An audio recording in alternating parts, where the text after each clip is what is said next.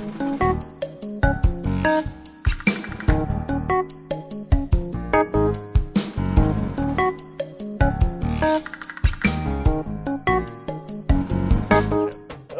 and welcome to the Creatively Geeky Show. I'm your host for the evening, Eugene Stevens. Tonight I'm joined by Chris and Ray. How are y'all doing? Good. Hot. Melting It's in fucking Canada. hot up here. For those who don't know, Canada does get quite hot. We have been under a heat warning for the last few days. So, yes. Yeah, we were talking before the show, and I live in Central Texas, and it's just as hot up there as it is here. Like, it is just. Of course, if you're listening to this and you're probably in the continental U.S., yeah, you're probably feeling the same thing or close to it. So it's ridiculous. So it's to the point that It's not a thing. yeah. We have not. We've had a lot of stuff going on, but we have not swam in our pool in quite a while because even at like 8, 9 o'clock at night, it's like 90, 91 degrees. It's like taking a bath. It's not swimming. My aunt has an enclosed in-ground pool in her house. It's a therapy pool for my cousin who has a severe cerebral palsy, so it's a lot of hydrotherapy. Anyways, they keep it constantly, no matter what, at like 86, 87. It's not, and then the hot tub that they have is usually like 104. Yeah. Like yeah. it'll. Are they trying to cook someone? Like, Well, yeah, because they are, but no, because it helped. But Derek, my cousin, doesn't use that, but he uses so it has to be warm all the time. So we've gone swimming, and it's just like, and then the whole area gets really hot. You have to drink a lot of water when you go over there. The only time that's fun though is when it's ice cold outside. Oh yeah. Then yeah, I'm sure it's fantastic. It's like, this is perfect. Yeah, it's great, but that's when it's only great. Like the rest of the time, it's not like. You don't go there in the summer. No. No, I totally understand that. I have been in a heated swimming pool in the wintertime, and it's like your brain like kind of breaks a little bit. It's like it's cold outside, but the pool is nice, so Yep. What is I'm that? swimming in December or January really for here. So, so this is episode 28 of Creatively Geeky.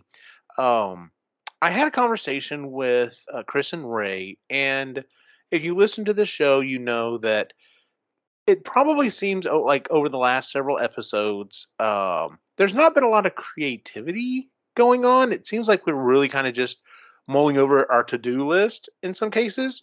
Yep. So I talked about it, and we want to try something a little different. I will flat out admit I am stealing this idea from another podcast.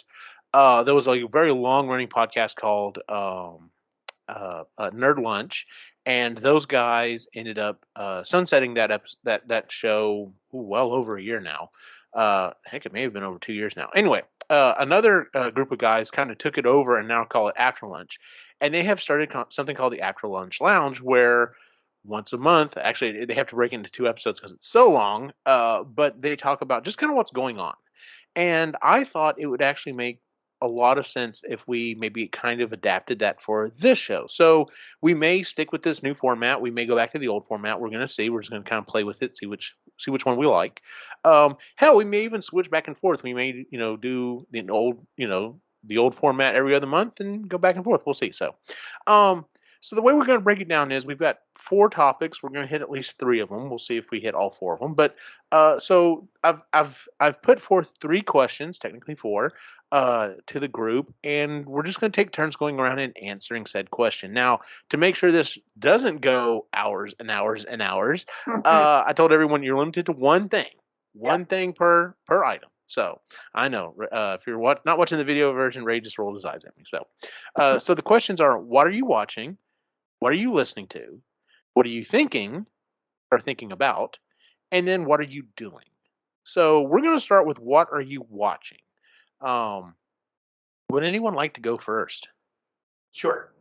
All right, Ray, what have you been watching? So the one that is the first thing that came to mind was Woodstock. Oh, okay.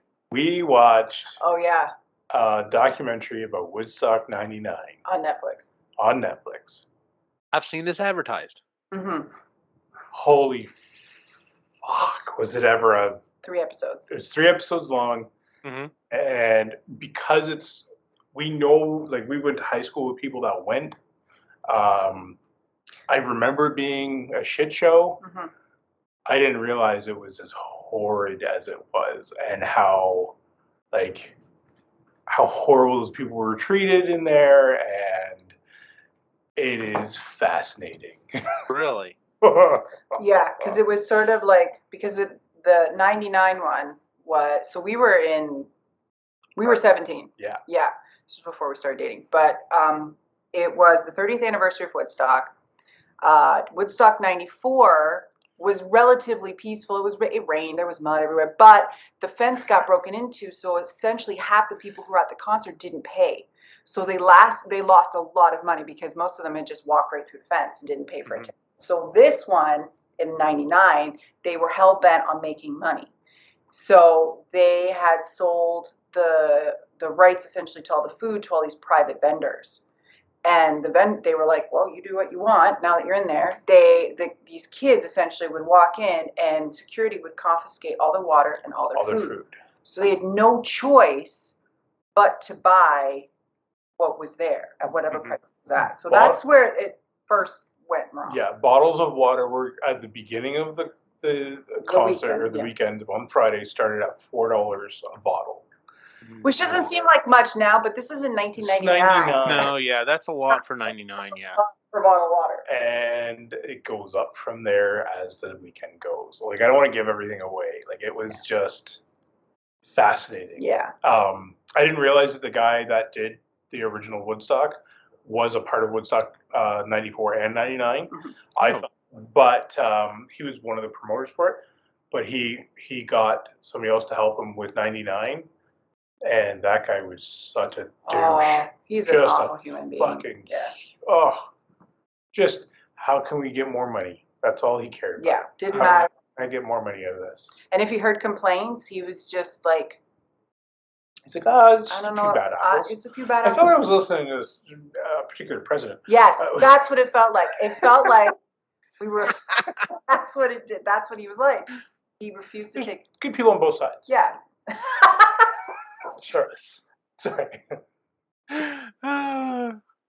Well, let me ask you this: did you watch the Fire Festival documentary? Yes. So where would you comparable, worse, better? I prefer this one. Like, I prefer how this one was done, because it talks about some of the horrendous acts that also occurred. And it shows you how horribly we treated people back then, like as in women. But in terms of like dumpster fire, just because Fire Festival didn't even really get to happen, right? Like, right. It wouldn't even take. It was a con from the get-go, right? Yeah. But this was 250,000 people were there. Wow. Yeah. And promises were made to these people, like clean water. And one girl got trench mouth from drinking it. She had ulcers and like in her mouth and on her tongue from drinking the contaminated water that was promised to be safe to drink. Oh, wow. Because they had no other choice. The security had just confiscated everything. Yeah. Well, that was the funniest part. Again, we're probably giving too much away, but whatever. They do discuss how they hired their security. Their security were 18 to 20-something-year-olds. Hey, what are you doing this weekend? What are you doing this weekend? You want to come make $500? Oh, geez. Because I think his name is Michael. Yeah. The gentleman who originally started Woodstock was anti-government, so he didn't want a police presence at. So that was his whole thing. No police, no government, none of that. He was still trying to recapture that hippie vibe, except. So when we were that age, there wasn't a hippie to be found that was our age. That didn't exist. There wasn't part of the culture. Yeah. So at the end of the day, like after watching it, the thing that I was telling Chris was, so these promoters went and got the hottest bands at the time. Yeah. So back about like the original Woodstock, it was all about peace and love, and they got acts that were about anti-war, and everybody was on the same page, right? 99 was all about money. Right. And they hired bands that were anti-establishment. So when you are paying money to go see these bands and you're amping them up because this is anti-establishment and like the music that they're listening to, like Rage Against the Machine, Korn, Limp Bizkit, Red Hot Chili Peppers. There was just like a lot of like angry music. Yeah. And not that angry music is bad. Like I love all of those. But when you're already pissed off. But as you get treated like shit, as you get your rights taken away from in some instances, you're starting to get pissed off, and shit happens. Yep. Yeah, not a good situation. Just one bad thing after the other, and then the way that the promoters handled it and the denial on their part was just denial to this day. Yeah. They don't take responsibility. That's what I was shocked about. Like, it's just no responsibility at all. So anyway, so go watch it. Fascinating watch. I thought it was a great watch. It was really good. Yeah. Nice. Chris, what about you? What have you been watching? So that was a good one, babe. Good job. We've been watching, and I've been watching. I got him hooked on it. It's this YouTube channel, and it's this girl named Danny. Her YouTube channel is DIY Danny. She's awesome. She's really cute. She's super nerdy. I've heard this name before, but I'm not ringing it. I've probably talked about it before. Okay. So she's super cute. She lives in Ontario, I think, in and around probably GTA area, or that side of Ontario. Anyways, she just does these really cool things. She had a series where she made a greenhouse in her backyard. She has a substantial backyard. And she broke it up into like 4 different episodes because she wanted to show like the entire process, not one of those like, look, here's the before, here's the after, and you don't actually understand like how long it actually took her to do it, because it's just about making the final product. And then she has another series that she's doing on her YouTube channel called Love It or Thrift It, or Love It or something like that. Anyways, the premise is that these people have this item in their house and they love it, but it doesn't quite fit their needs, and they're either, something's got to be done with it. They're either going to keep it or they got to get rid of it. And she takes it and DIYs the crap out of it, like just makes it really awesome. This latest episode was this couple love to collect Lego, and they love to do Lego sets together, to the point where each one does a page of the Lego set. That's their like bonding thing. Okay. That's awful to me, because then that means I have English control over my but they do, and they get our own. Yes, and they collect them, and they have these display cases, and then in the middle there was this just a standard Calyx IKEA cabinet, and it's just black, and there's nothing to it, but they wanted to keep it, but what do they do with it? And she put legs on it. She put this smoked glass on top. She painted this really cool color. She made custom doors for the front with these really cool Lego shapes. Now it doesn't scream Lego, but it's this really cool homage to Lego. Anyways, they wound up keeping it, which is really cute. Yeah. But she does stuff like that. She's really funny. Her dog's name is Kenobi. She's a nerd. She's a super nerd, and she does a lot of references in her videos and stuff like that. But she's a very well-rounded in terms of what she likes to do. Like, it's anything from painting to welding to woodworking, all that kind, like everything. What I like about her videos too is she shows when she fucks up. Yeah. Oh, yeah. She's like, okay, so this didn't work. Yeah. And here's how I'm gonna fix it. Yeah. And so she does, or she's like, I had to start over. Yeah. But she admits it. Yeah. She admits it. So it's not like she's okay, here's how it worked perfectly. No, it was. So the one that I remember is she made this tabletop that had a swirl in it, and so she created this jig so that it would automatically move out with her router. Except that her router bit went too deep. It kind of came out a little bit and went too deep and actually went right through the wood. And so she's like, okay, well, that didn't work. So what she did was she epoxied it back together, because she's like, okay, I'm filling it anyway. So, and she went around and she actually took her a couple tries though. Took her some tries, and she talked about that, and but she was able to salvage it, which is kind of cool. So yeah. Yeah, but she's really cute, and I really like her DIY channel. It's pretty regular, like pretty once a week episodes, and they're decent. They're not too long. Yeah, I saw they're about 15 minutes. I've already Yeah. subscribed to her. I'll check it out. Oh, awesome. She's so cool. She's in her early 30s, I think. She's got no kids, but she's got a great partner. His name's Jeff, who helps her with the math. Nice. Double checks her math for her if she's not 100% sure. And you see him every once in a while, but she doesn't do any personal vlogs or anything like that. It's really just about what the project is. And she's super creative, super nerdy, and yeah, she's got quite the collection of tools and stuff that Ray she has a track saw. I'm like, yes, I want a track saw so bad. Like, spend $700 on that right now. No.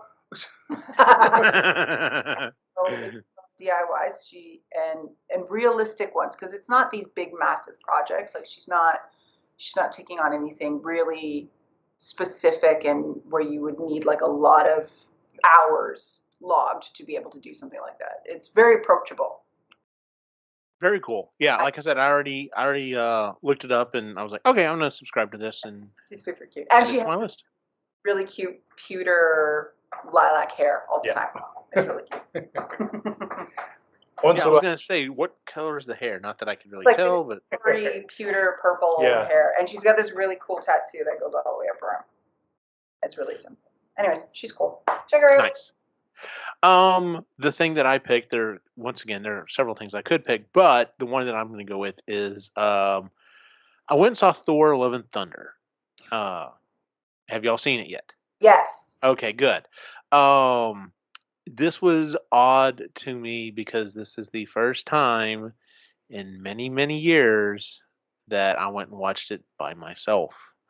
I did not have Jennifer, I did not have Lainey or Joseph. It was just me. And I'm like, well, this is the new normal. So it was in a smaller theater because it's been out for several weeks, but I did finally get to go see it. And I had to go see it because I've seen every other Marvel movie in theater, and I would be damned if I let anything get by. So I enjoyed it. It's definitely not the best Marvel movie. I think I if we're gonna rate just the Thor movies, I would put it as probably number 2 on my list. I don't know. I don't know what it was. I didn't find it as funny as or as engaging as Ragnarok. Yeah, I agree. And I think, and I was kind of thinking about it, why I thought and felt that way. And I think the reason is we were still building up to Infinity War, so it felt like this still it had stakes to it. Like, whatever happens in this movie is going to have a direct play into the big event. And now it's just kind of like, okay, we're at the beginning of kind of at the beginning of the next big thing that's going to end up happening.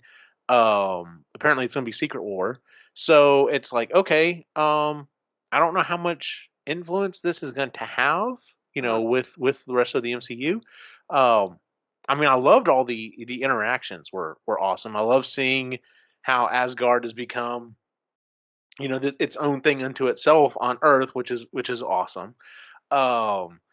But and I liked seeing that interaction, with the Guardians and him. He's like, all right, well, it's time for me to kind of go do my own thing or whatever. So, I don't know. I don't want to say I was let down by the scene with the other gods, but I think a lot of that had already been given up in the ads. So I was like, okay, I kind of know what's going to happen here or whatever. So that being said, it was. I mean, I enjoyed it. It was fun. It had a awesome soundtrack. Like the whole Christy would have fucking loved the entire soundtrack. So, but no, I had a good time with it. So there's definitely been quite a few other Marvel movies I have not enjoyed as much as I did going to see this one. It was just one of those things. Like I said, I walked out and I was just like, okay, this was a good one. It wasn't as good as Ragnarok, but it was good.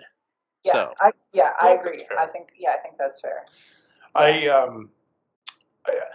This one had some beautiful aesthetics. Mm-hmm. So when they were in that realm where there's like no color, and then they bring out the different weapons, and that's what lights the color up. I thought that was really cool. Yes. That being said, though, I'm having a hard time with, and I understand, but Marvel gets rid of some very good villains, Yes. and they don't hold on to them. Yeah.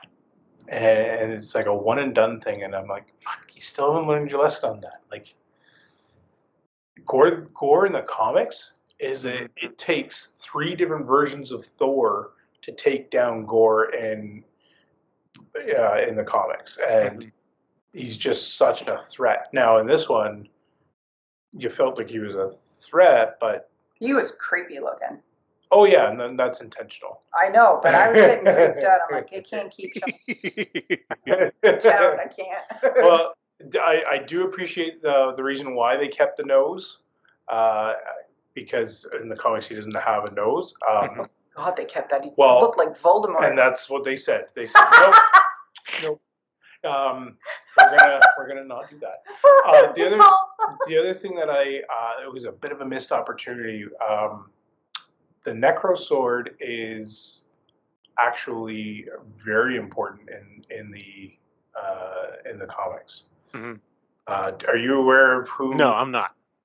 So the person that created the Necro Sword is Null, who is the god of all symbiotes. Oh, okay. And so the reason why he gets corrupted by the sword is because that's part of Null. It's the original symbiote. Oh, okay, that makes sense. So, and that's how it corrupts him and stuff. So I was like, oh shit, they just Yeah, it seems like we're back to early days of Marvel, like you said, and that is one of the big things is the one and done bad guy. Like it's, especially with Spider-Man, it's like we don't have to kill the bad guy. Like they can be locked up. It's perfectly fine if the end of the movie is they didn't die. I'm just bringing them to justice. They have the raft. Who's on the raft? They introduced it in the book. There's hardly anybody there. Yeah. So that was kind of a thing, and I'm just like, and the other thing when I walked out, bringing that what you said, this brings it up, is are some of these things just going to be loose ends that we're not going to see, or is it still way far down? So like at the end of the second Guardians movie, we were introduced to an upcoming villain. Yes. So I haven't seen him yet. And did you hear the interview with James Gunn? Adam was supposed to be in Guardians 2. And then he was taken out because there was just too much going on. Okay. So still, that's a loose end right now. Yeah. Oh yes. Now I guess they are going to be paying it off. Yeah, they will be paying it off. Okay. But it's what 12 years after Guardians 2? No, not 12 years. 8. Well, that and didn't Thanos decimate that planet to get one of the stones? Not that particular one, no. Oh, that's right. That was it. No, that's right. I'm thinking of something else. I'm thinking of the other one. So, but so the afterlife, I'm like, okay, so is it just those who've been deemed worthy or is this just the afterlife? Is this just a doorway to bring anyone back at this point? And then I'm like, well, are we actually going to see some more of Hercules, or is this just we might see him, but we probably got bigger and better things to do. So yeah, I'd like to see Hercules because I could see Hercules taking the place of for the Dark Avengers. It was Ares that they used in place of Thor. So maybe they're going to use that. Would be an interesting swap out, yeah. So, and then you get your Dark Avengers, and which would be the Thunderbolts. Yeah, right? That would be interesting.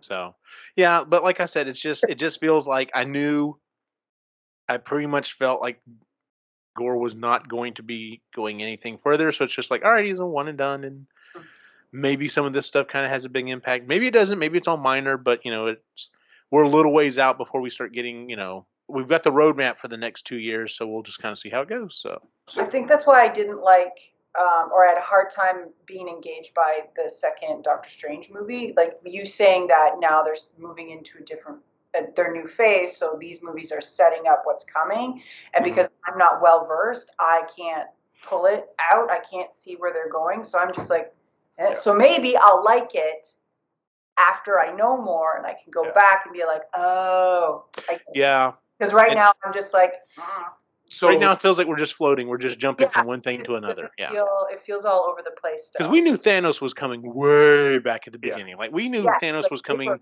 in the first But- Avengers movie. Yeah, they've been hinting at him for a long time. So Yeah. this just feels, like they're floating. They're kind of, Yeah. but that it's floating into something. You just Well, don't. right now it feels like we're just floating out to multiple universes, and we're not anywhere closer to bringing them back. It's just like, let's keep exploring. Well, and that's what. So I was talking to a buddy of mine. Because he was like, he's getting frustrated by Marvel right now because he's like, listen, they keep bringing, like, I don't care about these characters right now. I'm like, I know, but here's what's happening. And he was disappointed by Thor, and he was also disappointed by Doctor Strange too. And I said, yeah, it was Jacob. And I said, what's likely happening is they're in an introductions phase again, which is what you were saying. Yeah. And so, but they also have these characters that we know about, and they need something for them to do. They don't know, so they have these little side stories for them so that it's not like a massive event where we need more people. But, and again, I feel like they missed the mark on Doctor Strange. Was just, they could have brought so much more to that one. And it was likely due to COVID that they didn't, but anyway. So anyway, I just said, like, it will get, as we get into the next phase and the phase after that, it will feel more cohesive. But right now, we're still exploring and figuring out who's who, and Yep. All right, let's move on to what we've been listening to. Ray? listening to. Well, I've only been really listening to one thing, and that's the Skippy books. The Expeditionary Force, yes. Yes. So I'm on to, if you've been listening to Marginally Geeky, so I'm on to the 5th book, which is 0 Hour. Yeah, it's still really good. It's still fun. It's still, Skippy's a pain in the ass, and Agatha's a sweetheart, and I just love the name, Nagatha Christie. That is just the best freaking name. Are you serious? yes, Yes. names her Nagatha. But then they were like, are you Oh, sure? she's nagging him. Oh. So she's Yes. Nagatha. So everyone's like, that's not nice. We're not going to call her Nagatha. And they're like, no, she kind of like has accepted it and was like, oh no, I'm going to own this name. And it's just like, all right, cool. If you're cool with it, we're cool with it. So. Agatha Yeah. Christie. Oh my god. And she's like the old English cook, Julia Child. Julia Child. She sounded Yes. Child. Yes. Yes. I thought it was funny. So Yeah, it is. anyway, yeah. So I've been listening to that. Quite enjoy it. Quinn's on to book 3 or 4 now, I think. So he's right behind you. Yeah. He's catching up pretty quick now. So he listens to it like 4 or 5 hours a day too. So There you go. Oh, not a whole lot for him to do. no. So anyway, yeah. And I'd rather him be listening to that than just watching other stuff. So Yeah. I have completed book 12 and I got 2 credits. We were talking about this before the show. I've got credits, so I will move on to book 13 and 14, which is the current, most recent version. Sean was telling me there are a couple of other offshoot books that I skipped. And who knows, I may end up going back and picking those up. If nothing else catches my eye before then, I may go back and pick those up.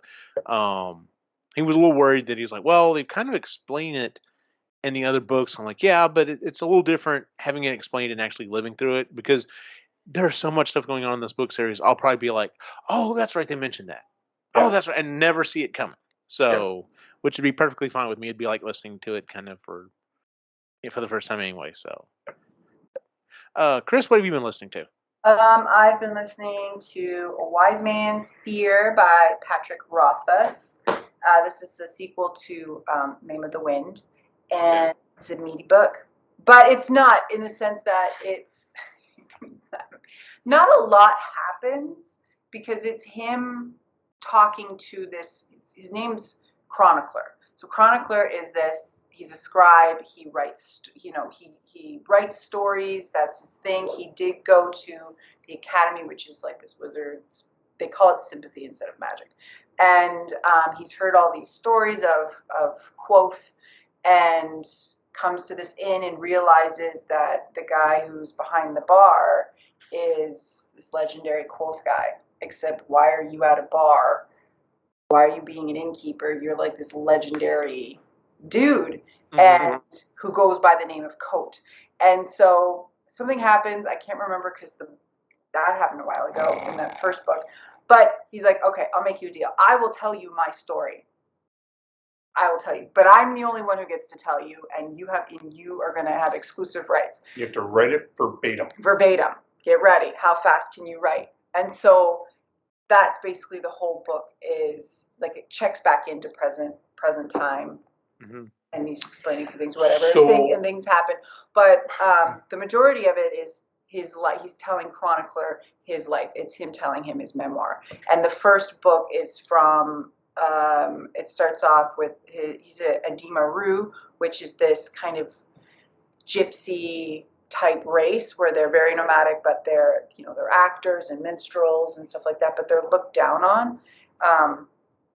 And that's where he grew up, and his parents and the whole entire troop were murdered by these kind of supernatural beings called the Chandri, except nobody believes in them, and they're just a myth, and what are you talking about, kid?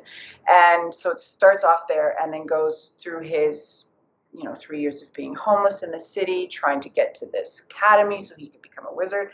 He is brilliant, like Sheldon level smart, and gets to be this in the academy. He gets on just on his wits alone. He burns through like all these steps really quickly. He gets a reputation for himself, and that's when he's 15, and the majority of the book is when he's 15 years old, and he's explaining all of his adventures and the people who he meets. There's not a lot of characters, but it's not a fast-paced book at all, at any point.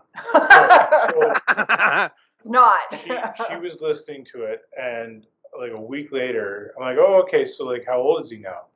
Oh, no, he's still the same age. He's still the same age. He's like a week older. What? And then I check in. Oh no, he's 2 years older now. Oh, so a lot happened. No. Not really. Oh, like a lot, not.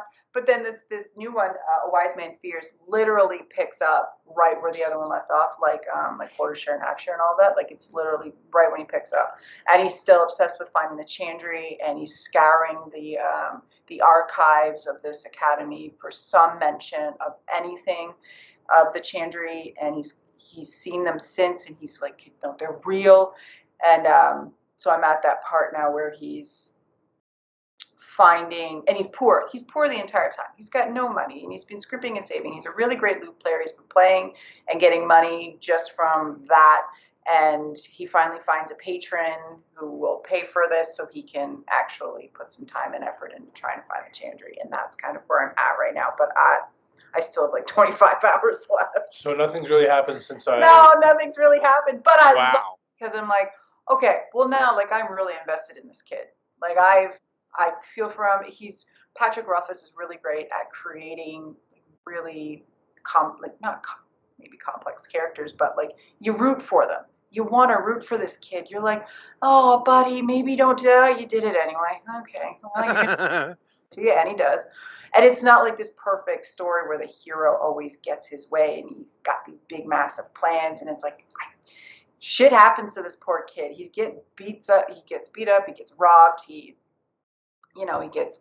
dies almost more than once. He's just, spoilers. He gets some wins, and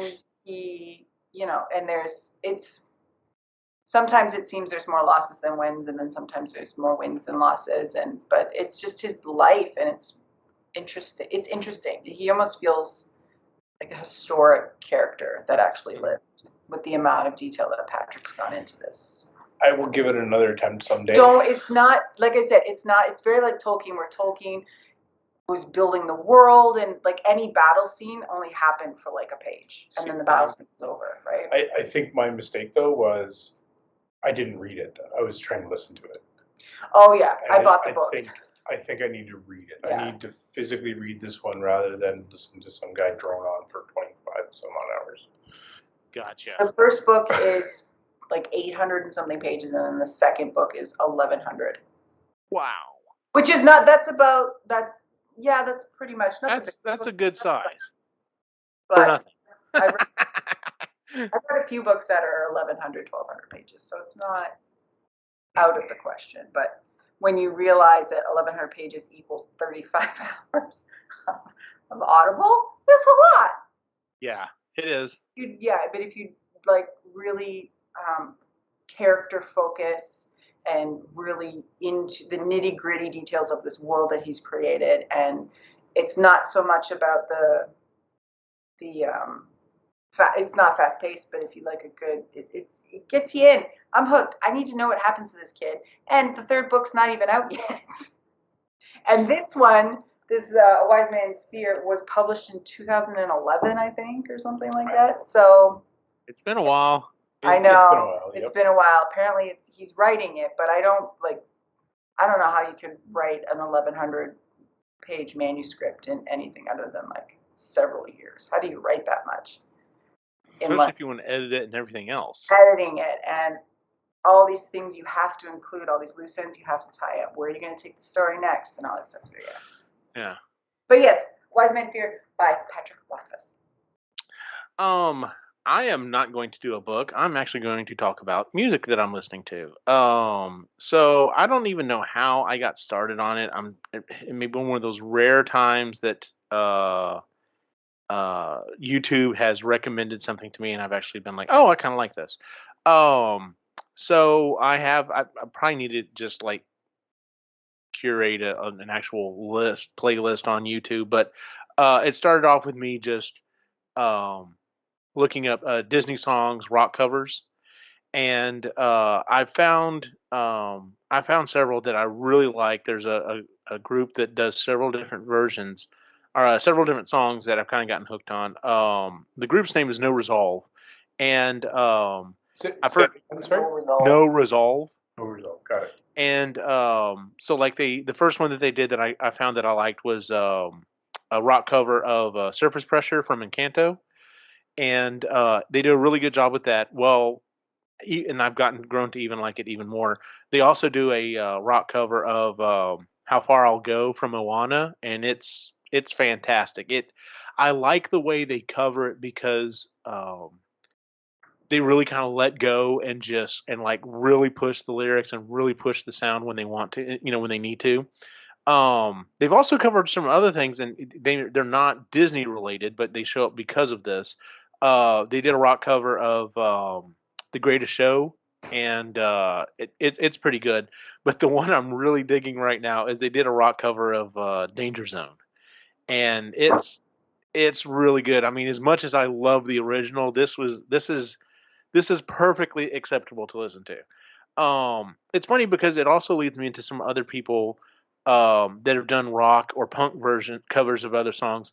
And as much as I like the song "Let It Go," I have yet to find one that I think is Unchained. Like it seems like they limit it. The original, like she just like went all out with the song, and I feel like the rock version they're holding back, or they're not hitting the high as hard as they should. But there's some decent versions of it out there. But yeah, that's what I've been listening to. So I mean, um, like there's a punk version I'm seeing that's coming up right now of "We Don't Talk About Bruno." I don't know how well that would go. "We Don't Talk About Bruno." The reason why that song is so fantastic is just because of how the voices meld together, especially during that last segment. Like you can literally just keep listening to it and just tune into each different version, like the brother and sister-in-law singing, or the younger brother singing, or whatever, and just uh, that's kind of what makes that one so interesting. So I don't know how well that would go, but yeah, there's just I got started with this and I've started looking at it and I'm just like, yeah, I like hearing metal and punk and rock versions of some of these songs. So Have you ever listened to Me First and the Gimme Gimmes? no. Okay. It was a bunch of punk band members that got together. Mm-hmm. NoFX's lead singer was the singer for Me First as well. Anyway, you name it, they've covered it. They've covered. They do show tunes. A lot of show tunes. And make Okay. It's really and it's all punk. It's all And that's fun. Listening to a show tune done in a different, like in a harder style, is fun. Yeah. Over the Rainbow, which was really well done. Mm-hmm. They did some opera stuff. A few of my favorite things. Yeah, they've done favorite things. They've done country songs and made them punk. Okay. So you name it, it's out there. They send me the name. I'm going to look this up. Yeah, I will send it to you now because it is really fun. They did Cabaret. Mm-hmm. And it starts off nice and slow, and then it picks up, and it's fun. Yeah. So. Nice. One of the other things that tends to come up when I look this up, and it's one of Alex's favorite things to listen to, is I'd have to look it up again real quick. Let me see. I've got to find it because it is worth checking out if you've never heard it. Let's see. Disney songs rock. Blah, blah, blah. It is Jonathan Young. It's his page. He's got 11 million viewers. But it's a metal version of the Pokemon theme. Oh, Quinn would like that. And he has Jason Page, the guy who originally sang the theme for Pokemon, on there with him. So like he does the first part, the other guy, Jason, does the second part, and then they come back for the third part, and it's just so well done. It's just fantastic. That song also very much rocked out anyway. There's a guy I follow on Instagram. I can't think of his name right now, but he likes to do a lot of things like how the band reacted whenever so and so was done or whatever, and like he'll even do things like the Wii Sports music, like whenever the clarinet part comes in or whatever, like they're all just kind of sitting around rocking like this, and then when the guy comes in and starts playing, they're all like that was the mind blowing part. But yeah, he talks about like hey, I need you to write a song for this cartoon. Just come up with something, and it comes back and it's like, all right, here's what we got, and just like just lays it down. It's like, why did you go so hard on a fucking on Pokemon? Like, what made you decide that this was the best thing to do? Is just it's awesome. So, all right, Ray, what are you thinking about? You thinking about, babe? I have. You thinking about me? Sure. Okay. Yeah. In the back of my mind for a few months now, I keep thinking about wanting to get my guitar out and just jam for a bit and try and relearn some songs that I've lost. And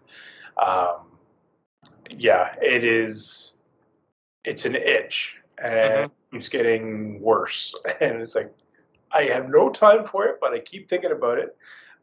So it is definitely on my, I got to get it out at some point. And so, yeah, that's what I've been thinking about a lot. Just keeps coming back. Is it something in particular you're wanting to play? Is it just like you don't want to lose it, so you're? There's a part not wanting to lose it, but there's a part. I'm going to be honest with you. I have this. I have these daydreams once in a while where I'll actually record something and put it up on YouTube, just and do my own little covers. Not that they'd be any good or not, but just it'd be nice to do that and get it out and just have fun with it, right? Yeah. I love singing along to Tenacious D, Me First and Gimme Gimmes, doing a bunch of that kind of stuff. Actually, there's a guy, I friggin' love this guy. I have to find him on YouTube.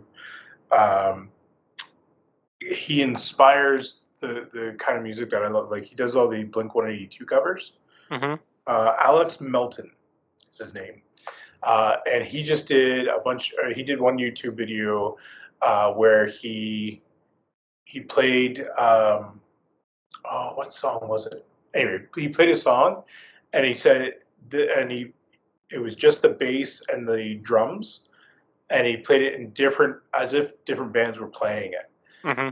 And man, it was awesome. Like, because you could actually hear those different versions of it. Like when E2 was one of them, Foo Fighters was another one, and he's able to change the way that he plays the guitar and the bass, or sorry, not the guitar, the bass and the drums. Mm-hmm. It alters the song just enough. And anyway, I look at that kind of stuff. I'm like, fuck yeah, I need to get back into that and have fun with it again. And Gotcha. yeah, Very cool. I miss playing guitar. Oh, Chris got up for a second, so I guess I'll go ahead and jump in. So what I've been thinking about, balance in my life. We're getting heavy. Yeah, getting a little heavy. There's just so much stuff going on. So as we record this, I've already been back on contract for at least a month or so. My partner and I are actually getting a lot of work done. We've had some roadblocks removed so that we can actually move forward on several different things. So things seem like they're going pretty well at work. Christy started back to work this week, and so we're already starting to shift. It's like, okay, now we're both at work, so one of us isn't home to cook and clean and everything else. So now we've got to figure out how to get all that done. The boys have not started back yet. They start back next week, or not this coming week, but the week after. But they started back on soccer this week, so 2 nights of the week we're already, that basically they're shot. That's by the time we get home, we could try to eat something really quick, but it's so hot outside. It's like, do we really want them to eat beforehand and possibly just not do well at soccer? So we've been like, okay, well, just kind of eat like a snack or whatever, and then we'll eat something after soccer. So now it's 7:30, 8 o'clock at night. Trying to eat something real quick, get ready for bed. But on top of that, so if you listen to this show, I had an NDA project that I worked on for a while back, and I've been contacted about it again, and they're wanting to move forward again, and it's good money. I just don't know if I have the time because I've got work, I've got home stuff, but on top of that, I've got 7 or 8 matrices that have been printed and are ready to go. I think I have all the parts and everything for them. They're sitting here. They've been waiting to be put together for over a month. I just have not felt like it. And I got contacted by my dude Carl. Carl was like, "Hey, are you still selling them? Because I've got some people kind of asking about them." I'm like, "Yeah, I should hopefully have them up and ready by the end of the month." So I've got that. I need to start working on that. I don't feel like I've done anything creative, like moving forward, like with my proton pack. Like the next thing I need to do is I need to get the electronics finished on this or whatever and sent off so I can get the boards back and do all that stuff because there's some really cool Ghostbuster stuff coming up here. And I'm just like, I'm trying to stay. I'm trying to figure out how to stay balanced. In a lot of cases, I feel like I'm just not doing anything, but it's also I'm afraid of going too far one way or the other. I'm trying to also, be there for my wife. Her grandmother just passed away last week. And so, like last night, we went to a concert and we'd scheduled this back in April and we had a lot of fun doing that.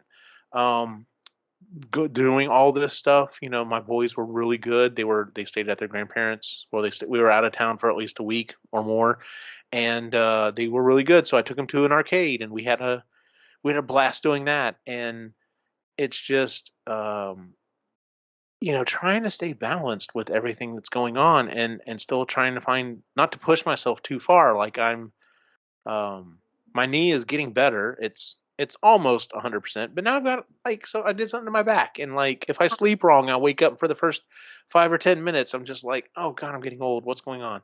Um, but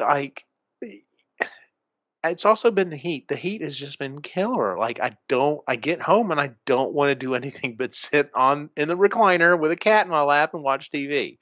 I don't get to do that much, but that's what I want to do.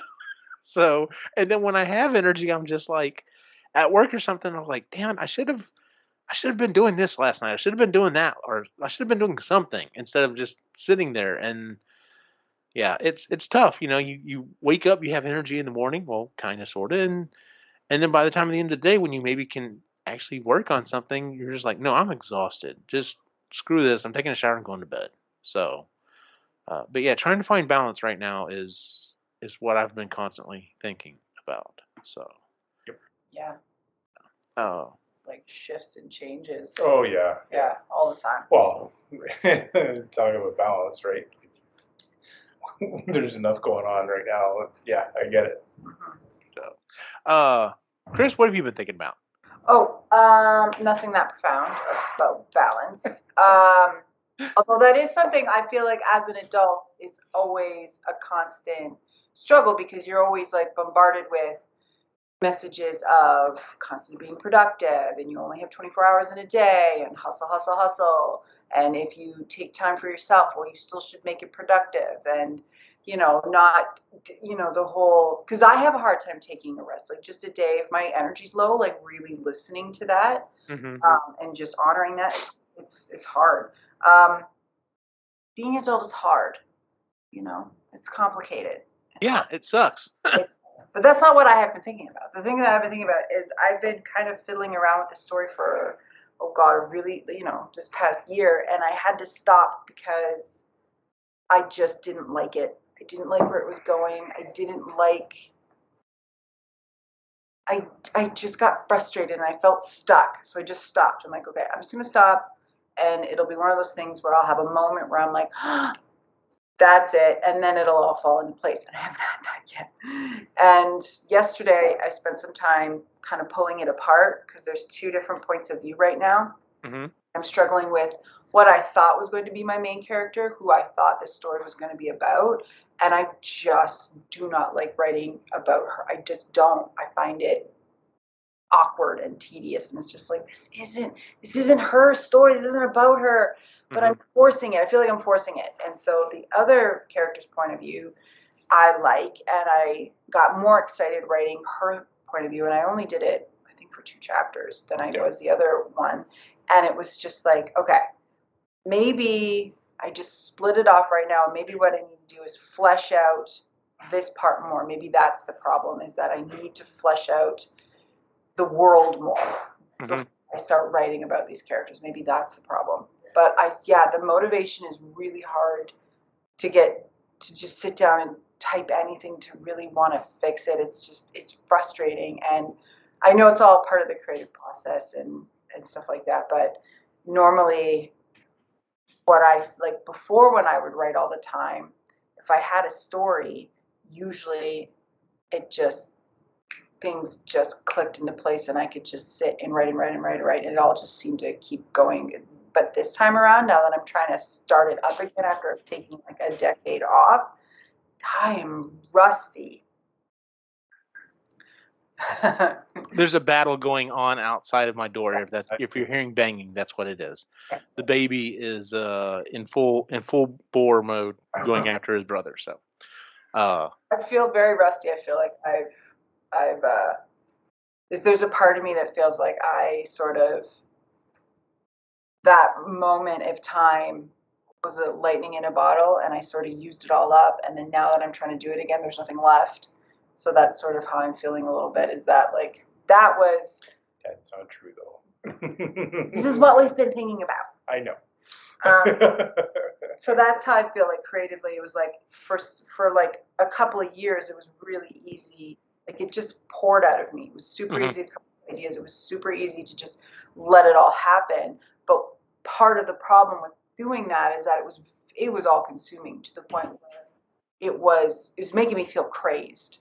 And that's why I had to stop, because it was just like, this is literally driving me crazy. Like I'm not engaging in the real world anymore. I'm constantly in my head all the time. And it was a bit of a scary place to be. I felt very manic. And then now that I'm in a much more mentally stable place, trying to start up this creative endeavor again, it's really, really like pulling. It's like pulling teeth. crappy cliche, but it is. It's like pulling teeth. It's like trying to extract that creative energy I've had before and feeling like it's not there anymore, and I used it all up in like this frenzied 2 years of writing. So that's what I'm thinking about. Okay, I'm gonna go ahead and agree with Ray. I don't think it's all used up. I would say it's probably more like you hear a lot of writers talk about it's a muscle like anything else, Yeah. and you stop using it for a while, and you're just trying to work it back out. And as you keep going, I'm sure it'll get better. But it also sounds like what you said. Your original character you were going to focus on, you're like not in love with, and you've found more interest in this other one. So I would say, yeah, maybe focus on the world a little bit, but I'd say just follow the other person and see where it goes. Yeah, and that's what I did yesterday is I read what I'd written about that character and I liked it, and it's just, yeah, I don't know what to do with the story. I have no idea what to do with it. It just feels, all of it feels very forced. And like I'm trying to make something, I'm trying to put these ideas that I have together and it's not working. So it's almost as if I have to, part of me also thinks that I need to just start with something I'd never thought of before, because I'm using old characters and sort of revamping the story that I thought about like 10, 11 years ago, and I'm trying to rework that. And I'm thinking maybe I just need to start with something that I'm not reworking anything that I thought of like 10, 12 years ago. Yep. I'm doing something completely fresh that's now, and Yep. that I can work with my energy levels and my where I am in life now, instead of trying to recapture something that happened when I was like in my late 20s, early 30s. I would definitely say that because you're definitely a different person from Oh yeah. that time point. Like I'm sure you're just your physicality, your mentality, your maturity, everything is 100% different than it was back then. So yeah, you're definitely going to look at it as a different way because you probably were like, oh no, I like this character. Now you're just like, that character's a bitch. I don't like that person. It's the world that I created before, right? Like it was this Hmm. world that I created, and I didn't fully flesh out the world. It was like these ideas that I had, and I wrote it. Initially, I wrote it from an 18-year-old's point of view, and Uh-huh. I'm trying to, because I did a lot of young adult writing back then, and now I don't feel like, because I don't like reading young adult anymore. I don't. That's not where I am, and so I feel like I don't want to. I don't personally want to write about it. There's enough out there. I don't Right. want to write about angsty teenagers. I live with teenagers. That's enough. And so, yeah, that's enough, for personal experience. I don't need to read about it, or write about it. Yeah, but I'm trying to rework this world that I created for a teenager. And I'm trying to make it that world for a 40-year-old, because I'm 40.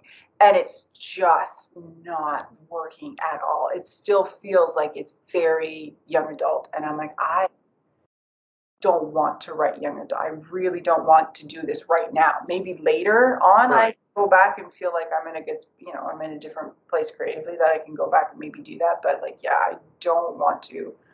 I don't want to. Really don't. And yes, maybe I have to just come up with something that's completely new and different. What do you have to say about all this? I think You're it's a thinking good things. idea. No, I think it's a good idea. Mhm. And I'm just excited that you're writing again. So I am too. Thank you. Quinn's writing, and Quinn is good. He's really good. he's Like got some good ideas coming up. it's So. crazy because of the communication disorder, words are hard for him to get out. Mhm. But when you read what's in his head, it's like, damn, all right. Nice. It's not what comes out. If you try to verbalize the story, that's not what comes out. But when you read it, it's like, oh, yeah, it's really good. Cool. Yeah. Well, yeah, I definitely think uh, I'm like you. Like, there's some young adult stuff that I can go back and kind of read, but even like that series that I talked about on Marginally Geeky that I had read, that it was 3 books and it was about superheroes and they were like all jackasses, and there was a group that was trying to kill them, a little bit kind of in the vein of like The Boys or whatever, but definitely not as graphic. And And I remember reading it and I thought, well, this is okay. And then Sean was like, well, you realize I was a young adult when I was like, no, I didn't realize that, but it totally makes sense. It's totally why I'm just like, just fucking tell the girl you like her. Like, Yeah. come on. Yeah. Because that's the point of in my life I'm at. Like, if God forbid I was back in the dating world, and I even mentioned this to Jennifer, I'd be like, no, I wouldn't be playing games. I'd be like, no, listen, so I kind of like you. I hope you like me. Let's see where this goes. I'm not playing any fucking game. No. Fuck that. So, but yeah, yeah, I understand where you're coming from. So, and here's the thing. Like, I've always had this thought in the back of my head. Like, there's just been this like little spark of a story, and I've never gone anything with it or whatever. But it basically evolves around a guy that he's had superpowers forever and has hid them and has a home and a family or whatever. And there's a tornado coming, and he's just like, God, please, please stop this. Do not make me do this. And he ends up like basically blasting away this tornado to save his family and his home, and he just knows he's just revealed it to, I don't know, I've never figured out what it is, an alien race that's been hunting him down, other super beings out there or whatever. But it's just like he would definitely be in his late 30s, early 40s. So that's what I'd like to see. I'd like to see the superhero that's not the plucky young teenager going through Yeah. all this bullshit. So Yep. so Which is what I was trying to write. I'm like, because that's what I want to see. I want to see a 40-year-old woman who's, she's kind of, I don't want to deal with that anymore. I already lived through being a teenager and angst and trying to find my way and learn who I am and all that crap. I don't want to do it again. But Yeah. I kind of have to. And what does that look like when you've had, a half a life of experience and you're already in the middle of your life and, you're so different than what you were. And see, that is an interesting story. Like you said, they maybe they did all this stuff when they were younger and put it aside, and now they're having to go back to it. And what is that life now? Like, how can I go? Can I even go back to that? Do I want to go back to that? Yeah. So, okay, cool. Yeah. We've been going for almost an hour. So, do y'all want to skip the last question, or y'all just want to run through it real quick? My last one is pretty easy. Yeah. Same with me. All right, well, let's just do that real quick. Ray, what have you been up to? What have you been doing? Kitchen reno. Yeah, of course. So yeah, just working away in the kitchen still. The cabinets, the bases on the one side are completely done. So the complete surround is done, as well as the toe kick. So that's all done as well. I have to put one more panel up, but before I do that, I'm going to start working on the countertop. Oh, the countertop. So the countertop there's 3 countertops that I can put on without having to mess around with this other one. So I think that's going to be my game plan. And then that'll leave me with putting in the kitchen sink and the dishwasher. And once that's like plumb it all in and make sure it's all good, then we start getting the kitchen back together. So it's the drawers and all that other stuff can happen after that. So, yeah, You get that. so should be What about fun. Should be interesting. Mm-hmm. What about you, Chris? What have you been doing? So it is kitchen stuff, and then Ray just put on the one piece of countertop, just laid it on top of the cabinet bases just to see. And as soon as he put it on, and I'm like, oh my God, I love this countertop. Why does this all look wrong? I need to paint the kitchen a different color. It's the wrong color. Which was kind of the whole point of choosing very sort of neutral, basic, big, hard, like the cabinets and the countertops and the backsplash were all supposed to be sort of this. It could go with anything. Colors in the countertop are too close to the wall. It's not too close to the wall. It's just throwing everything off for me. It's the wrong color. So we talked about that, and I'm gonna paint it green. Do before, and I was working against my instinct. I was like, you don't need a green kitchen. Everybody's got a green. No. Paint it something fun. Paint it something different. Nobody will see that coming. And then I did like it originally, and I do love that color. With everything that was there originally. With everything that was there, but now that countertop's going to be in there, and I'm just like, it is so much cheap. It's $50 to buy a gallon of paint. It's going to cost us hundreds of dollars to change out, more than that to change out these countertops. It's not worth it. I'm going to change the paint color, and I will like it for longer. And I'm not going to be like, oh, there's still Then something. do it. Absolutely do it. So I'm just gonna. I have a little bit of paint left. What we're gonna do is the color that's in our bathroom downstairs. I'm going to paint the kitchen that, and then the color that's the usually. Anyway, just a second. Just Give us 2 seconds. give us Sorry. 2 seconds. So while they're taking a second, what I've been doing, I've been getting back into school stuff, and basically what has the other thing I've been doing has been just trying to take care of my family. Once again, I know I'm going kind of deep, but yeah. So like I said, Christy's grandmother passed away. It's a new reality. It's she's been part of the family forever, so it's trying to figure out how does that work? What is her grandfather going to do? It's a lot. Our friend Jennifer is having some family issues right now. Even though she's actually technically back in clean, I haven't seen her because she's been having stuff. So I'm hoping I can carve out some time and go visit with her friend. Um, but Lainey and Joseph have moved away, and so that's a new reality as well. It's just so what I've been doing is adjusting to the new reality of what my life is. Yep. So once again, sorry going a little deep, but yeah, that's what I've been doing. If you're going to look at my entire life as a whole, there's been some shifts, and it's like, all right, well, this is the new reality. Who can I help? What do I need to do to kind of get back to Those get are back to where it's big, at? So yeah, and they're big shifts too. yeah, so. Yeah. Sorry to wrap up what I was saying. I have to paint the kitchen a completely Mhm. different color. We're going to swap colors with our downstairs bathroom here. I'm going to paint that, although I'm not even sure about that now that I'm talking about it. I was But gonna say, why don't you leave it if you like the color? I don't know. I just have this thing of like it being too matchy matchy. I don't like matchy matchy things. So I don't Okay. want like I don't like. So I'm watching this show called Studio McGee, and it's on Netflix. Everything is the same. She paints Mhm. everything white in almost every design that she does, Mhm. and the whole thing is white. Shades of Cloud. Different shades of white, different variations of white. Shades of cloud. It's very airy and it's lovely, Uh-huh. but I'm not that person. I like things that mix and match, and to have the kitchen the same color as the bathroom just feels like too. Even though there's a wall that separates them and you have to walk around to go in there, it still feels like too. My kitchen was, I believe, Green Apple 5, and my master bathroom was Green Apple 6, or the vice versa, somewhere around there. But literally, it was just the slightest shade different, and Yeah. I didn't make that decision. I just went with the paint, and I was just like, you do realize that like now we have to keep 2 buckets extra sitting around instead of just one, but and then now we're moving to all gray, but whatever. So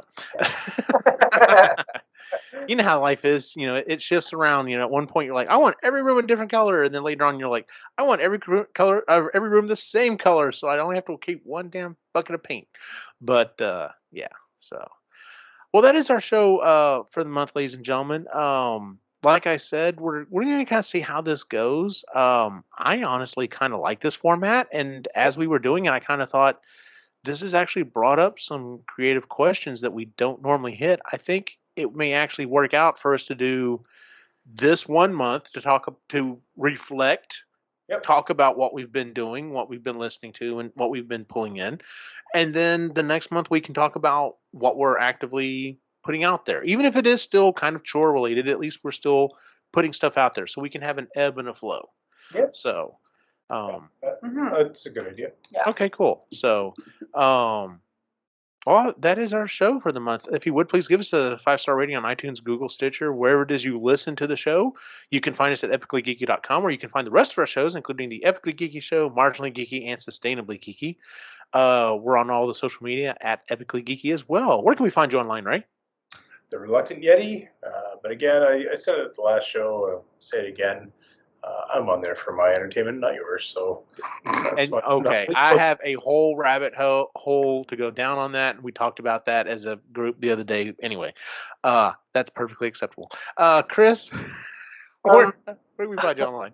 You can find me here, Marginally Geeky, Epically Geeky, and on Instagram at Moody Midlife, and I am doing updates of the Reno situation. Yes. And you can always find my individual wacky adventure online at Optimus Machine on Facebook, Instagram, and Twitter. For everyone on the site, have a good night.